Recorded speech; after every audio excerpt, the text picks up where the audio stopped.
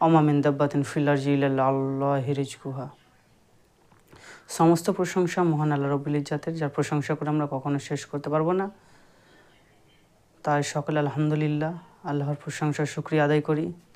আমি পবিত্র কোরআন থেকে সূরা হুদের 6 নম্বর আয়াত আপনাদের সামনে তেলাওয়াত করলাম, যার অর্থ হচ্ছে ওমা মিন দাব্বাতিন ফিল আরজি ইল্লা আলাল্লাহি রিজকুহা। যার অর্থ দাঁড়াচ্ছে যে পৃথিবীতে এমন কোনো প্রাণী নেই যার রিজিকের ব্যবস্থা আল্লাহ রাব্বুল আলামিন করেননি। তাহলে ওমা মিন দাব্বাতিন ফিল আরজি ইল্লা আলাল্লাহি রিজকুহা, পৃথিবীতে এমন কোনো প্রাণী নেই যার রিজিকের ব্যবস্থা আল্লাহ রাব্বুল আলামিন করেননি। সেটা মানুষ হতে পারে, জিন জাতি হতে পারে, অথবা পশু পাখি হতে পারে, কীট পতঙ্গ হতে পারে, যে কোনো প্রাণী হতে পারে, যে কোনো পশু হতে পারে। আল্লাহ রাব্বুল আলামিন যেহেতু সৃষ্টি করেছেন এবং তার জন্য সৃষ্টি করার পরে শুধু ছেড়ে দেননি, সৃষ্টি করার পর তার জন্য রিজিকের ব্যবস্থা আল্লাহ রাব্বুল আলামিন করে দিয়েছেন। তাহলে আল্লাহ রাব্বুল আলামিন যে রিজিকের ব্যবস্থা করে দিয়েছেন, তার জন্য যে আল্লাহ রাব্বুল আলামিন রিজিক পাঠিয়ে দিবেন আমাদের জন্য, এবং আমরা কাজ কাম বন্ধ করে বসে থাকবো আর রিজিক চলে আসবে, সেটা নয়। আল্লাহ রাব্বুল আলামিন লিখে দিয়েছেন যে আমাদের রিজিক কতটা রয়েছে। জন্মের পূর্বেই আমাদের সেই রিজিকের ব্যবস্থা আল্লাহ রাব্বুল আলামিন করে দিয়েছেন, যে কোন ব্যক্তি কতগুলো সে রিজিক তার পৌঁছাবে। তো আল্লাহ রাব্বুল আলামিন আমাদের যে হাত পা দিয়েছে, এবং এর মাধ্যম দিয়ে আমাদের কী করতে হবে, পরিশ্রম করতে হবে, এবং এই পরিশ্রম করার ফলে আমরা তার আল্লাহর ইবাদত করব, আল্লাহর বন্দেগী করব। শুধু যে আল্লাহর রিজিক আল্লাহ রাব্বুল আলামিন পাঠিয়ে দিয়েছেন তার জন্য যে আল্লাহ রাব্বুল আলামিন রিজিক সরাসরি চলে আসবে, তা নয়। এর জন্য আল্লাহ রাব্বুল আলামিন আমাদেরকে খুঁজতেও বলেছেন, রিজিক তালাশও করতে বলেছেন। আল্লাহ রাব্বুল আলামিন পবিত্র কোরআনে আরেক জায়গাতে বলছেন যে ফাইজা কুজিয়াতিস সালাতু ফান্তাশিরু ফিল আরজ ওয়াবতাগু মিন ফাজলিল্লাহি ওয়াজকুরুল্লাহা কাসীরা আল্লাকুম তুফলিহুন। অর্থাৎ তোমরা নামাজ কায়েম করো, নামাজ কায়েম হয়ে গেলে তোমরা জমিনে ছড়িয়ে পড়ো, তোমরা রুজি তালাশ করো। তার মানে আল্লাহ রাব্বুল আলামিন বলছেন যে তোমরা যে শুধু আমার ইবাদতের মধ্যেই মশগুল থাকো তা নয়, ইবাদত করার পর তোমরা জমিনে ছড়িয়ে পড়ো, যাতে তোমরা তোমাদের রিজিক তালাশ করতে পারো।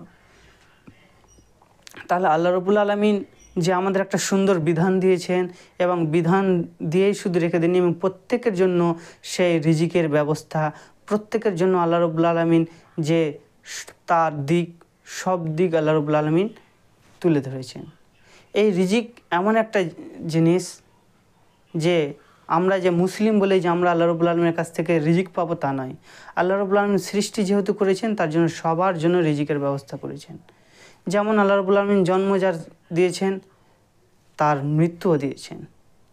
তো আল্লাহ রাব্বুল আলামিন রিজিকের ব্যবস্থাও করে দিয়েছেন। এবং এই রিজিকটা কেমন পন্থায় হতে হবে, এই রিজিকটা যেন আমাদের সে হালাল পন্থায় হয়। তার কারণ যে আমরা যে রিজিকটা খাবো, আমরা যে রিজিকটা অর্জন করব, আল্লাহ রাব্বুল আলামিন যে রিজিক আমাদের দিয়েছেন, সেই রিজিকটা হতে হবে হালাল পন্থায়। কেন? যে আমরা পৃথিবীতে দেখি যে অনেক রকম কাজকর্ম রয়েছে, তার মধ্যে থেকে যে হালাল উপার্জন, সেই হালাল উপার্জন বেছে নিতে হবে। যেহেতু আল্লাহ রাব্বুল আলামিন কিয়ামতের ময়দানে, হাশরের ময়দানে আল্লাহ রাব্বুল আলামিন ঘোষণা করে দিয়েছেন যে কোনো ব্যক্তি যদি, আদম সন্তান যদি 5টা প্রশ্নের উত্তর না দিতে পারে, তাহলে সে ব্যক্তি জান্নাতে যেতে পারবে না। তার মধ্যে একটা অন্যতম হচ্ছে যে আমি কোন পথে আয় করলাম, আমি যে কোন পথে আয় করলাম, অর্থাৎ আমার যে কাজটা হবে, যে আমার যে কর্মটা হবে, সেটাও কিন্তু হতে হবে হালাল পন্থায়।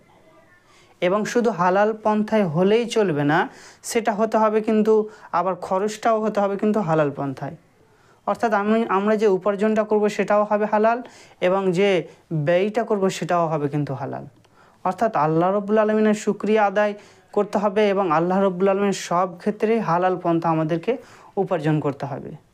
তাহলে সব ক্ষেত্রে আমাদের হালাল উপার্জনের মাধ্যমে থাকতে হবে, এবং আমাদের লোভ লালসা থেকে দূরে থাকতে হবে।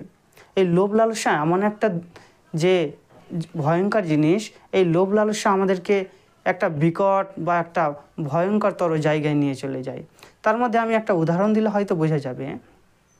যেমনটা একটা ক্ষুধার্ত বাঘ থাকে, একটা ক্ষুধার্ত বাঘকে যদি একটা ছাগলের পালের মধ্যে যদি ছেড়ে দেওয়া হয়, তাহলে সেই ক্ষুধার্ত বাঘটার যে সেই ছাগলের কি পরিণতি করতে পারে, তাহলে কি পরিণতি হতে পারে? যে একটা ক্ষুধার্ত বাঘ একটা ছাগলকে যতটা পরিমাণে আঘাত করতে পারে, যতটা তার মধ্যে এক খিদের ক্ষুধার্ত যে ভাগ থাকে, তার চাইতে বেশি হিংসা বা লোভ লালসাটা বেশি ভয়ঙ্কর, আল্লাহ রাব্বুল আলামিন বলেছেন। তাহলে এই লোভ লালসার মাধ্যমে যে আমরা যে এতটাই মশগুল হয়ে যাই যে আমাদের হালাল উপার্জনটা আমরা ভুলে যাই, আমাদের যে হালাল ইনকাম সেটা অপচয় যে কোন দিয়ে করলাম সেটাও ভুলে যায়। অর্থাৎ আমাদের উপার্জনটাও হতে হবে হালাল এবং সেটা খরচটাও হতে হবে হালাল। আমরা রিজিক থেকে কেন আমরা বঞ্চিত হয়ে যাচ্ছি? তার কারণ আমরা হালাল পন্থায় উপার্জন করতে পারছি না, আল্লাহ রাব্বুল আলামিনকে ভুলে যাচ্ছি। তাহলে আল্লাহ রাব্বুল আলামিনকে মনে রাখতে হবে এবং আল্লাহ রাব্বুল আলামিনের উপার্জন যে সঠিক পন্থায় সেটা করতে হবে। এবং রিজিক থেকে আমরা দূরে হয়ে যাওয়ার একটা অন্যতম কারণ আল্লাহ রাব্বুল আলামিনের প্রতি বিশ্বাস, আস্থা, সেই আস্থা এবং বিশ্বাস থেকে আমরা দূরে সরে যাচ্ছি। তাহলে এই হালাল উপার্জনটা আমরা কি আদৌ ভেবে দেখেছি যে আমরা যে খাবারটা খাচ্ছি সেটা কি আদৌ কি হালাল হচ্ছে? কারণ যে হাশরের ময়দানে যে আমাদের প্রশ্ন ধরবে, সেই প্রশ্নের উত্তর দিতে আমরা কি প্রস্তুত রয়েছি? তাহলে আমাদেরকে তৈরি থাকতে হবে যে হাশরের ময়দানে যে আল্লাহ রাব্বুল আলামিন যে আমাদেরকে প্রশ্ন করবেন, তার মধ্যে একটা অন্যতম যে সময়কালটা তোমাকে দিয়েছিলাম, যে জৈবন সময়কালটা, যে সময়কালটা তুমি বেঁচেছিলে, সেই সময়কালটা তুমি কোন পথে ব্যয় করেছ? তারপরেও আল্লাহ রাব্বুল আলামিন আমাদেরকে আরেকটা প্রশ্নের উত্তর যেটা জিজ্ঞেস করবে সেটা হচ্ছে যে আমরা ধনী অবস্থায় আমরা কি করেছি, অর্থাৎ যে বৃদ্ধ হয়ে গেছি তার আগে যে আমরা যৌবনকালটায় কোন সময় কাটিয়েছি, অর্থাৎ সচ্ছলতা অবস্থায় আমরা কতটা পরিমাণ আল্লাহ রাব্বুল আলামিনকে দান খয়রাত করেছি। অর্থাৎ আমাদেরকে দান খয়রাত করতে হবে এবং আল্লাহর প্রতি আমাদেরকে বেঁচে থাকতে হবে, আল্লাহর প্রতি আমাদেরকে আস্থা রাখতে হবে, বিশ্বাস রাখতে হবে। তাহলে তো আল্লাহ রাব্বুল আলামিন আমাদের প্রতি সন্তুষ্ট হবেন।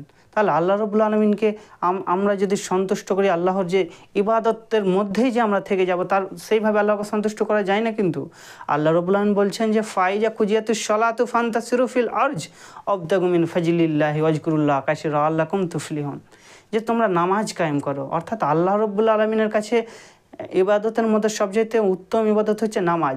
এই নামাজের মধ্যে আল্লাহ রাব্বুল আলামিন বলছেন যে তোমাদের নামাজ কায়েম হয়ে গেলে তোমরা জমিনে ছড়িয়ে পড়ো, যে তোমরা তোমাদের উপার্জনের জন্য, তোমরা তোমাদের কাজকর্মের জন্য, তোমরা তোমাদের ব্যবসা বাণিজ্যের জন্য তোমরা জমিনে ছড়িয়ে পড়ো, যাতে তোমরা সেই ব্যবসা বাণিজ্য থেকে তোমরা উপার্জন করতে পারো এবং সেই উপার্জনটা হতে হবে হালাল পন্থায়। এবং সেই উপার্জনটা হালাল পন্থায় যেমন হবে, সেই আয়টা যেমন হালাল পন্থায় হবে এবং সেই ব্যয়টা অর্থাৎ যে খাবারটা খাবো সেইটাও আমাদের হতে হবে হালাল পন্থায়। তাহলে তো আমরা আল্লাহ রাব্বুল আলামিন প্রশ্নের উত্তর জবাব দিতে আমরা সক্ষম হব।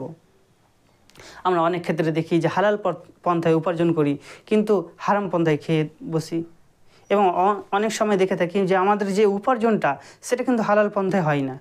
অর্থাৎ আল্লাহ রাব্বুল আলামিনকে সেই প্রশ্নের উত্তর দিতে কিন্তু আমরা প্রস্তুত থাকবো না। কিন্তু আল্লাহ রাব্বুল আলামিনের প্রশ্নের যদি উত্তম দিতে আমরা সক্ষম হই, তাহলে আমরা যে আল্লাহ রাব্বুল আলামিন যে রিজিক দিয়েছে এবং সেই রিজিক হতে আমাদেরকে সেটা হতে হবে হালাল পন্থায়। অর্থাৎ আল্লাহ রাব্বুল আলামিন প্রত্যেক